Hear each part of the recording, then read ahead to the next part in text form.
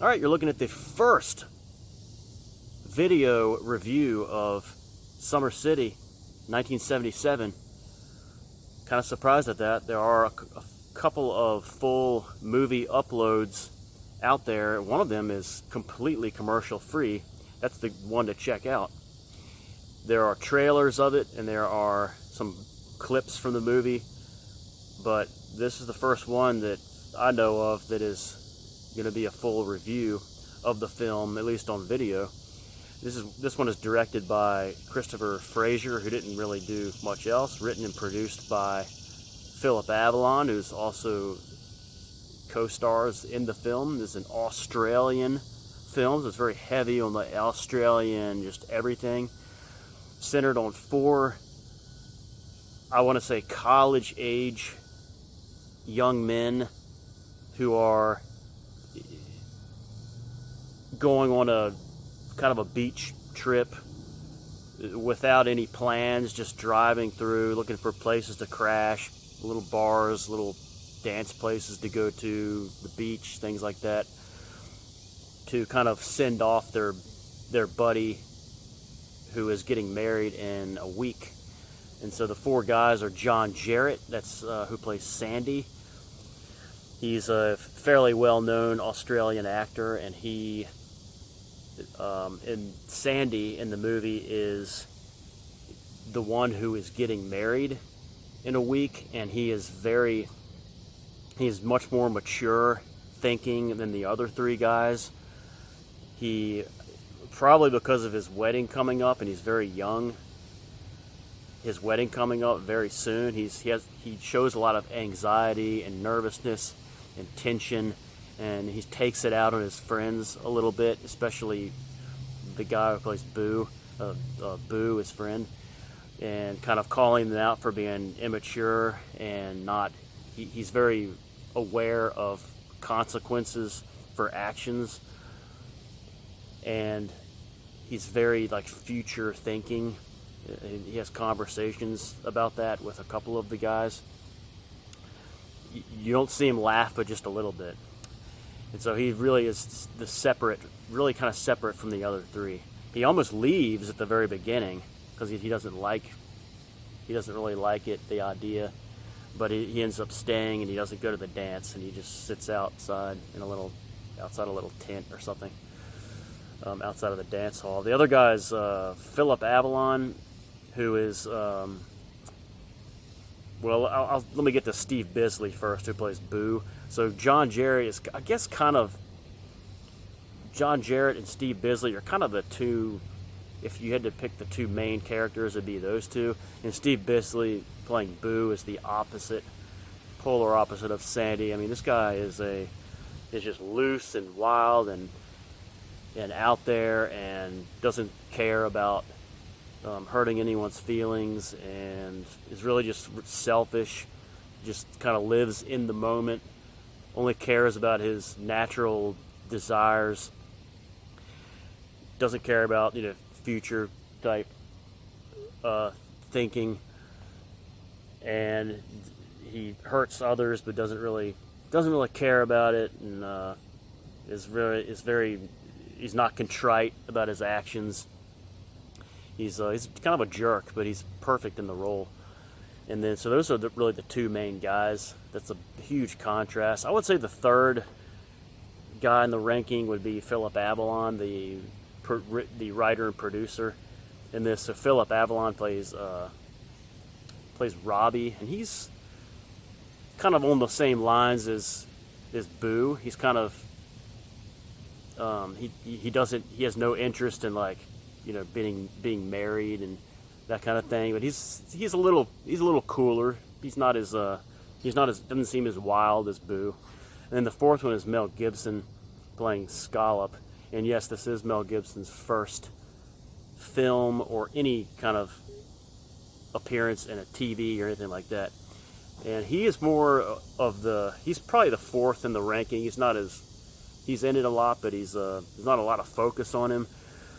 But he's really more of he likes to have fun, but you can tell he's a little bit more of a kind of a tender-hearted, kind of romantic type at heart, because there's a couple of clues to this in the movie. He's not a guy who likes to like fight and that kind of thing. He's not rash, and so he's a real relatable character playing Scallop. So those are the four main guys. Not a whole lot of cast in this. It's really just those four guys, and then you have really the unsung actor is James Elliott, who plays, he's just credited as Caroline's father, and he's kind of like a drunk a little bit. You think he's probably you get the feeling he's either divorced or he's widowed, and lives with his daughter Caroline, and he ends up being a very main character towards the end, a very important character. But he's got this great face of like real kind of a mad guy. Maybe some things have gone wrong in his life, and he's got a lot of great expressions in his face, and he ends up killing Steve Bisley, Boo, who has a one-night fling with his daughter, and you don't really see that coming. You see his anger, but it's a real shocking scene. The daughter, Caroline, is played by Debbie Foreman, who is not the same Debbie Foreman as in April Fool's Day, 1986. This is a different one. She was only in 3 films. She was in a movie called Stone, 1974. She was in Summer City, 1977. Then you have to go all the way to 2009, a 5-minute short film where she starred in called The Kids, which I'm going to look up and see if that's even available to watch. I doubt it is. But again, so she plays a 15-year-old that has the quick fling with Boo. That is not. It is not sold well at all. She looks like she's about 24. So I think they could have done a better casting job and it would have been more effective to drive home the gravity of the situation if they would have picked someone who looked at least a little closer to the age. But and then you have Abigail in this, she's pretty famous in the UK. She was in this TV series called Number 96, which also had James Elliott in it, but she was fairly famous around that time. James Elliott himself was also born in the UK, but he immigrated to Australia by the time of the popularity of Number 96. He was in his 20s and ended up living there for the rest of his life. All right, so you have James Elliott, Debbie Foreman, Abigail, and then the only other one that's worth mentioning is the Marshall Brothers Band, or I should say the Marshall Brothers Band, who I think it's an actual band. See, they play themselves, but I think they're actually still around. I looked them up, and it looked like they would be about the right age, and couldn't get a whole lot of information on them, but they're still active. The Marshall Brothers Band, and that brings us to and they're the ones who play music at the little dance when the 4 guys get to a stopping point, I guess, along the way of their trip, and they go to the dance. They're just looking for girls and stuff, and Marshall Brothers Band plays Johnny Be Good. It's really bad, but it's really it's kind of entrancing because it's really bad, but it's kind of cool in a way. And the sound that brings me to the soundtrack. I talked about the soundtrack of this movie, and so the soundtrack I really like. It's got this cool. There's a lot of 50s kind of rockabilly in it, and this movie I'm pretty sure, almost certain, is supposed to take place in the 1950s. I've never really paid that much attention to that before, but yes, it's got to be the 1950s. The clothes a little bit are not that good for 50s, but a lot of the music is. The cars look like they are definitely from that era, so they're trying to, even though this movie is 1977, because of budget restraints and not great attention to detail throughout the movie, you do see some errors there with the trying to make it 50s.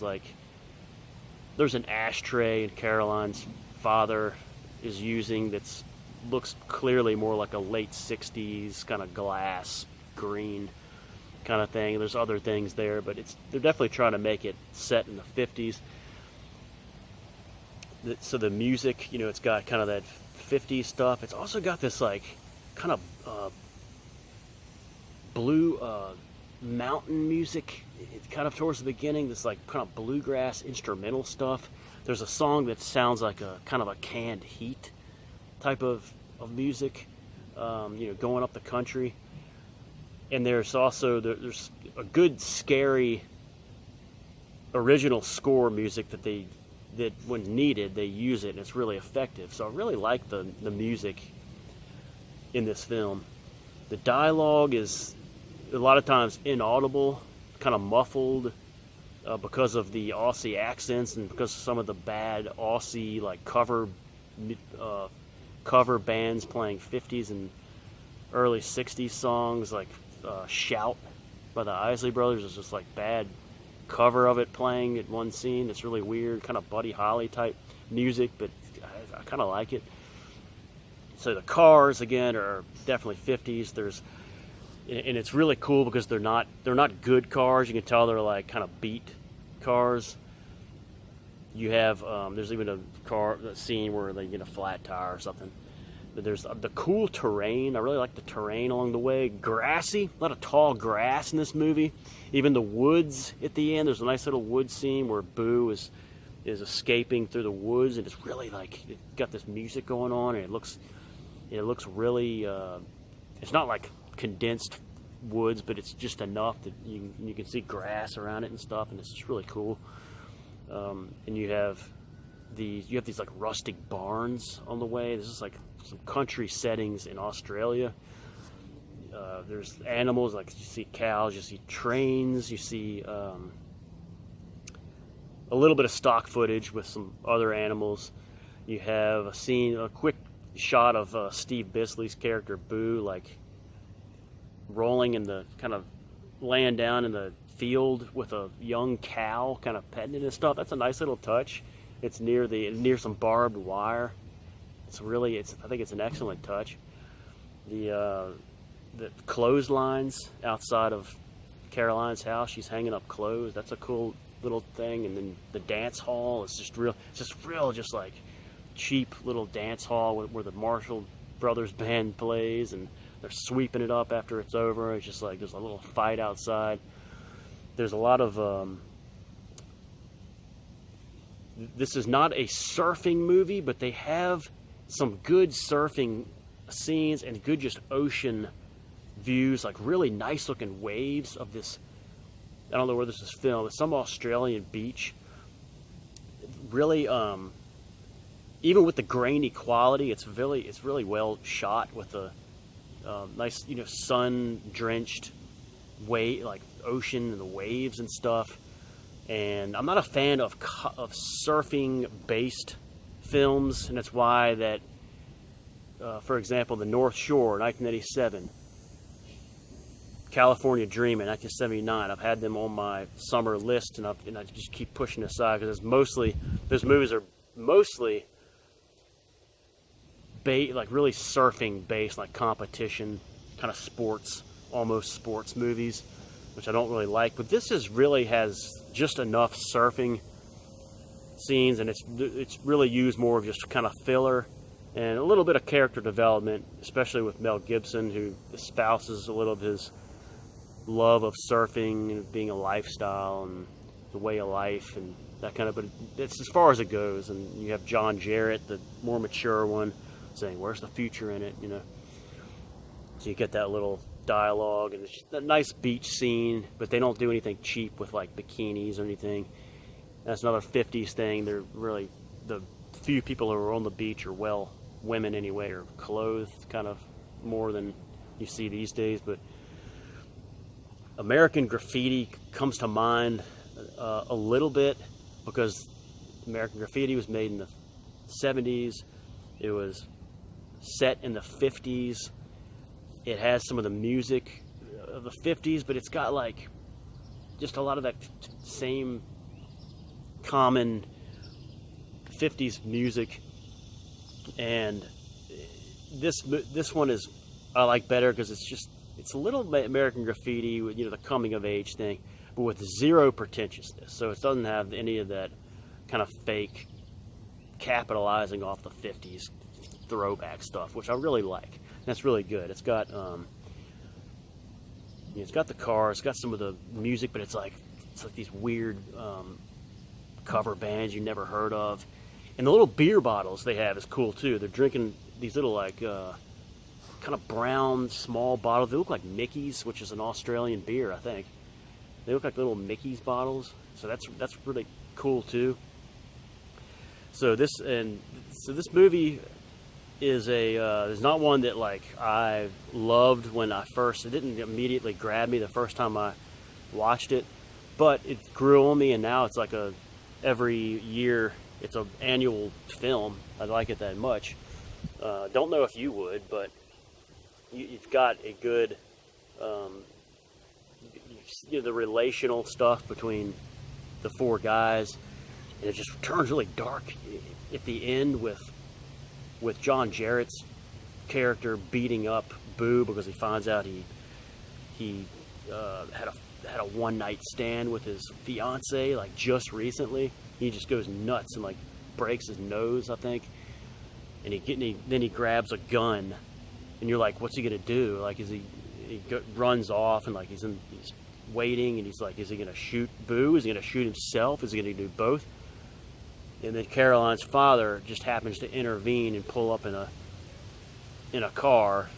Boo doesn't know who it is, but he's looking for help because he's kind of chasing Boo around. And then the next thing you see is the guy shooting him in cold blood, like point blank, which completely startles John Jarrett's John Jarrett's character, and Caroline's father sees him as a witness, and because he kind of flinches and then chases him into the bushes, and then he ends up pointing the gun at Sandy, and Sandy shoots him dead in self-defense, and that's kind of how it ends. And he ends up getting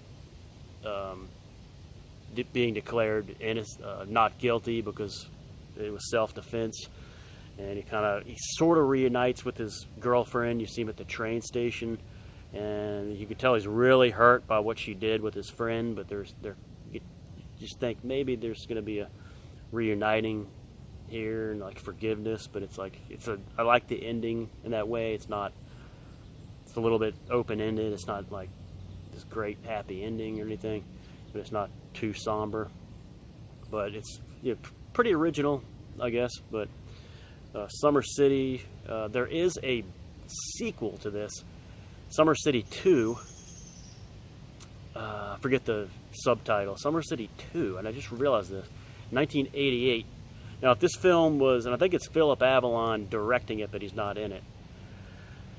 If this film was like closer to 1977, like made kind of moving on the heels of it, 79, 80, something like that, even if it had different actors or maybe just one of the same characters in it, I'll be watching it tonight. But I'm in no hurry to watch the sequel because it's 1988. It scares me a little bit. There aren't any like characters from the original movie. There's Abigail is the only one I see in it. She plays someone named Helen, I think. I don't know if it's the same person, but a little weird. I don't know how they're doing a sequel of this with. I don't see any of the original names, but it's more of a thing to kind of fill time. If I think about it, I might watch it, and maybe it'll be better than I think. But 1988, things are getting a little not too good with the films, but not my taste. But Summer City, I would recommend just giving it a shot, especially because there's a nice full upload on YouTube with no commercials. So that's the review. Sorry I didn't bring the VHS to show you with Summer City. I'll put it in the description. I'll put it in the little thing, whatever, for this. So, and hopefully someone will do a review of Summer City, another review. I'm sure they can do it a lot better than I just did it. But all right, thanks for watching the review. Frank Addington channel of Summer City 1977. Check it out on free on YouTube. All right, guys. See you for the next review.